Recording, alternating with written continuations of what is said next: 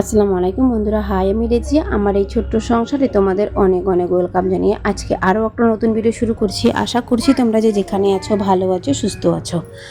আমরাও বেশ ভালো আছি। আজকে একদম মানে আর্লি মর্নিং থেকে ভিডিওটা শুরু করলাম, আশা করছি তোমাদের ভালো লাগবে। তো দেখো সকালবেলা আর কি ভোরবেলার থেকে যা বৃষ্টি শুরু হয়েছে, তো বৃষ্টি থামার আর নামগন্ধ নাই। তো দেখো এখন এই যে কাজকর্মগুলো করব, আর আজকে কিন্তু শুক্রবার, তো আমি কিন্তু এটা শনিবারে যেত ভিডিওটা, তো আমি কিন্তু মানে আমার অনেক প্রবলেমের জন্য আর কি ভিডিওটা আমি এডিটও করতে পারি নাই আর দিতেও পারি নাই। তো সেজন্য ভিডিওটা যেতে যেতে হয়তো রবিবারে যাবে আর কি। তো আশা করছি তোমরা ভিডিওটা যারা দেখা শুরু করেছো, লাইক করতে যারা ভুলে গিয়েছো, প্লিজ বন্ধুরা একটা লাইক একটা কমেন্ট ছোট্ট করে রেখে যাও। তোমাদের কমেন্ট পেলে আমি অনেকটাই মোটিভেট হই ভিডিও করার জন্য। দেখো যে বোতলগুলো খালি ছিল সেই বোতলগুলো আর কি দিয়ে দিলাম যে রাখার জন্য। আর দেখো আমি কিন্তু সত্যি এডিটিং করার সময় দেখি নাই যে আমি পিছলে পড়ে গিয়েছি, এখন ভয়েস দেওয়ার সময় আর কি দেখছি। তো বাইরে রেখে দিলাম, আর দেখতেই পেয়েছো যে আমাদের কিন্তু এই পাকাটার মধ্যে না যদি জল পড়ে তো বেশ কিন্তু পিছলা হয়ে যায় আর কি। তো ওইদিকে ঘর দুয়ারগুলো এখন ঝাড়ু করে নিচ্ছি, আর ঘর কিন্তু ঝাড়ু করা হয়ে গিয়েছে। মানে তোমাদের লাইট অফ করে তো ভালো লাগবে না, সেজন্য কিন্তু ওই অন্ধকারে ঝেড়ে নিয়েছি। আর ছেলেটা আমার ঘুমিয়ে আছে সেজন্য। আর আমি এখন এখানে ভয়েসটা দিচ্ছি, ও কিন্তু প্রচণ্ড অত্যাচার করছে, তো তোমরা একটু প্লিজ মানিয়ে নিও। এখন চারপাশে এত অত্যাচার না, আমি ভিডিওর ভয়েস দিতে আমার খুব একটু প্রবলেম হচ্ছে, কষ্ট হচ্ছে, সেজন্য কিন্তু আমি প্রতিদিনের ভিডিও মনে হচ্ছে প্রতিদিন এখন দিতে পারবো না।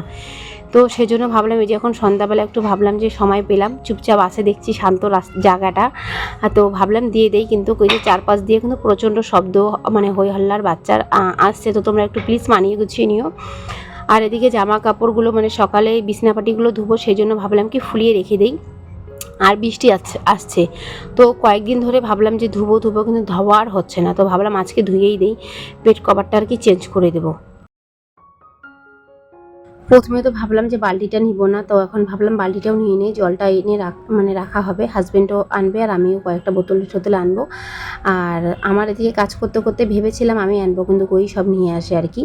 জামা কাপড় সমস্ত ধুবো, বাসনপত্র মাজার আছে, তো ভাবলাম আমাকে কাজকর্মগুলো করে নেই, করে তারপরে আর কি ভিজে কাজ মানে আরও যা কাজকর্ম আছে সেগুলো করব।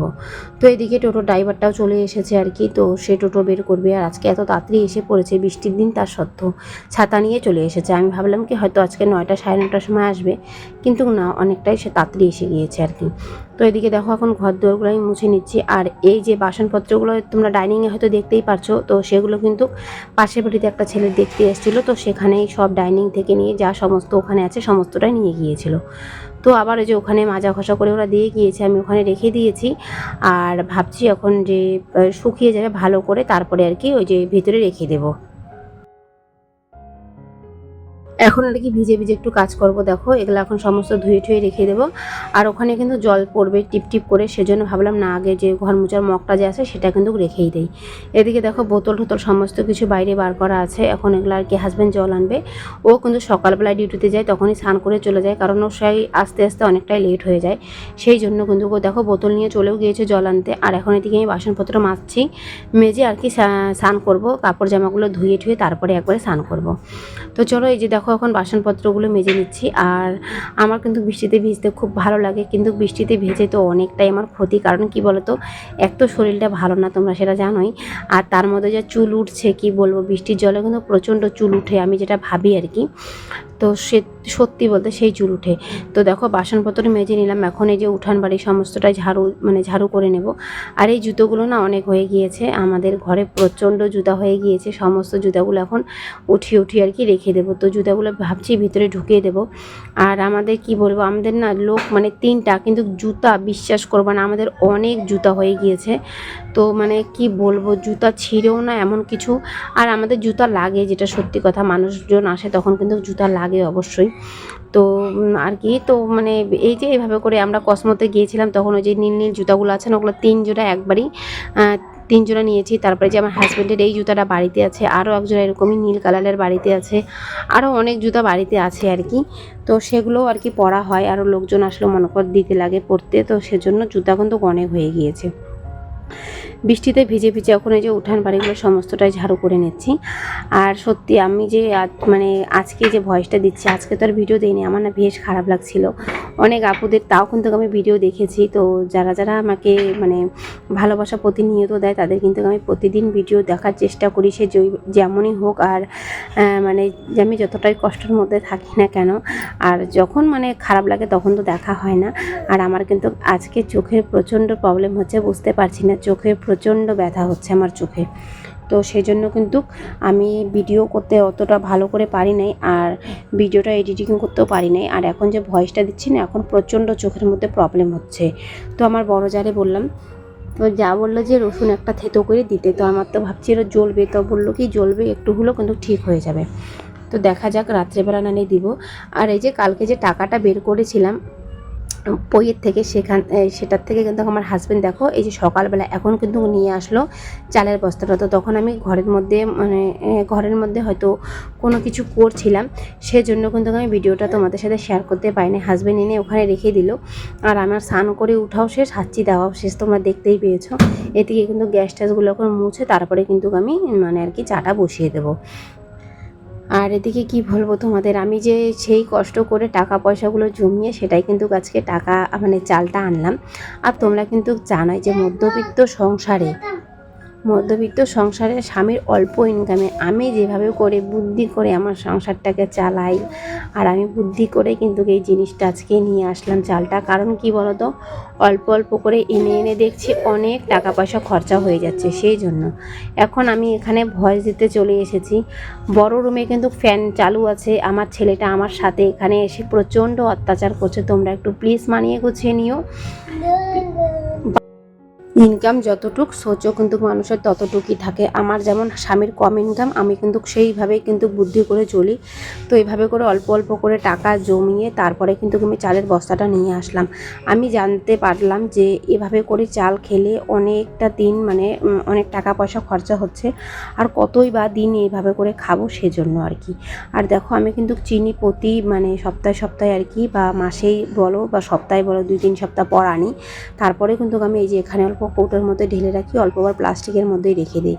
আমি কিন্তু কীভাবে করে বুদ্ধি করে আমার সংসারটাকে চালিয়ে নেই, জানি আমি ভালোভাবে থাকতে পারি আর রাখতে পারি আমার সংসারটাকে, সেজন্য। এদিকে এখন আমি চা ঢেলে নেব, শ্বশুর দেখছি পরে খাবে, আর হাজব্যান্ড না খেয়ে চলে গেছে, ওর দেরি হয়ে গিয়েছে, সেজন্য আমার তো বেশ খারাপ লাগছে। তোমাদের সাথে তাও শেয়ার করে দিলাম যে আমার খেতে কিন্তু ইচ্ছা করছে না, তাও বিস্কুট খালে একটু খেলো, মুখে জল দিয়ে চলে গেল। আমাকে বললো আমি বাজারে কিছু খেয়ে নেবে। তোমরা কিন্তু জানোই যে আমি ওকে প্রতিটা দিন ভাত ভেজে বা কোনো কিছু রান্না করে বা দেই আর কি, ভাত ভেজে বানালে চা নাস্তা করে তারপরে কিন্তু ওকে যেতে দেই। কিন্তু আজকে সেটা হলো না, আমার বেশ খারাপ লাগছে, তাও তোমাদের সাথে শেয়ার করে দিলাম। তো কি করব, আমার খারাপ লাগলো, কিছু করার নাই। ও দেখতেই পারছে যে হয়তো দেরি হয়েছে স্নান করতে, এতগুলো জামা কাপড় ধুলাম, আমারও দেরি হয়ে গিয়েছে। আর এদিকে এখন দেখো রান্না বসিয়ে দিয়েছি। প্রথমে তো ভাবলাম যে খিচুড়ি করব, তারপরে দেখলাম না রৌদ্র উঠেছে, খিচুড়ি করলে আবার অসুবিধা। তো দেখো এদিকে কিন্তু ভাত শুধু করেছি, আর কালকে যে পোলাও মাংস ছিল সেটাই কিন্তু খাবো আর কি। তো তেমন কিছু আমি রান্নাবাড়িও করব না। আর আমি এক জায়গায় গিয়েছিলাম, আমার ছেলের যে রেশন কার্ডটা আছে সেখানে আনতে গিয়েছিলাম, তো সেখানেও হলো না। এখানে বলেছে এখন ওই আপডেটটা নাকি বন্ধ আছে, তো সেই আপডেটটা খুলবে তারপরে রেশন কার্ডটা অটোমেটিক বের হয়ে আসবে। তো যাক, কিছু করার নেই। তো আমি যে এসেছি তোমাদের সাথে কিন্তু ভিডিও শেয়ার করি নাই, তো বাইরের ভিডিও বা কী শেয়ার করব, বাচ্চা নিয়ে একা হাতে যাব। তো হাজব্যান্ড থাকলে তাও একটু শেয়ার করব। অন্য টোটোতে গিয়েছিলাম, অন্য টোটোতে এসেছি, সেজন্য আর কি শেয়ার করি নাই। আর কীভাবে বা করবো, একাই হাতে ডকুমেন্টস নিয়েছিলাম হাতে, তারপরে আবার ছোটো বাচ্চা আছে সেজন্য কিন্তু।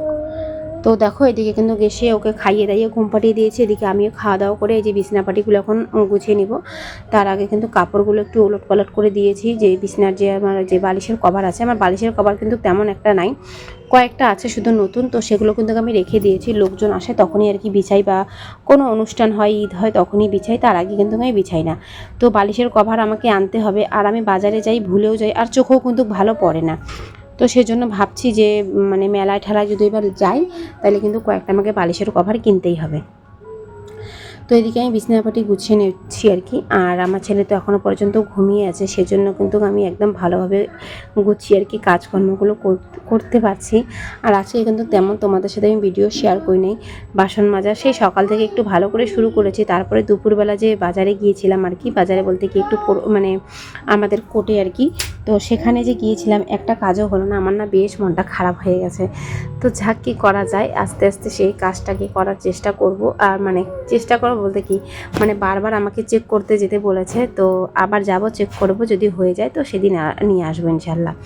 এদিকে এখন দেখো এই যে বিছনাপাটিগুলো গুছিয়ে নিলাম, তারপরে এই যেগুলো গুছিয়ে নিচ্ছি। আর আমার চোখটা জানি না কি প্রবলেম দিচ্ছে, এতটা খারাপ লাগছে বাজে কি বলবো।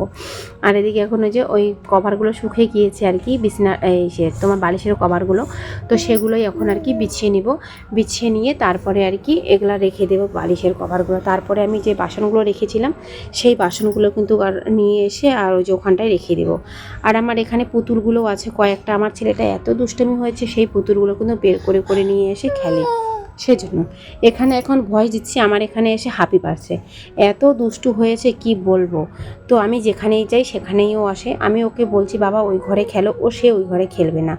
গাড়ি দিয়েছি বিছানার মধ্যে খেলবে না। আর আমি এখানে যে এত কষ্ট করে ভিডিওর মধ্যে ভয়েসটা দিচ্ছি, খালি হয়তো আমি একমাত্র আর উপরওয়ালাটাই জানছে, আর বুঝতেই পারছে। তো এখন কিন্তু এই যে বাসনপত্রগুলো ঢুকিয়ে রেখে দেবো। আর ভিডিওটা জুড়ে এখনও পর্যন্ত যারা আছো বন্ধুরা, তোমাদেরকে তো অসংখ্য ধন্যবাদ। তোমরা আমার পাশে এভাবেই থেকো, এভাবেই আমাকে সাপোর্ট করো। আর তোমাদের ভালোবাসায় জানি এই পথটা আমি এগোতে পারি। তো এটাই বলবো, তোমাদের যদি আমার ভিডিওগুলো ভালো লাগে প্লিজ বন্ধুরা তোমরা আরও আত্মীয় স্বজন বন্ধু বান্ধবের সাথে শেয়ার করে দিও। তোমরা সবাই ভালো থেকো, সুস্থ থেকো, এটাই দোয়া করব। আমার ভিডিওগুলো দেখো। আর সমস্ত জিনিসপত্র ঢুকিয়ে নিলাম। আজকের জন্য টাটা, আল্লাহ হাফিজ, গুড নাইট। কালকে আবার ঠিক দুপুর 2টোর সময় দেখা হচ্ছে।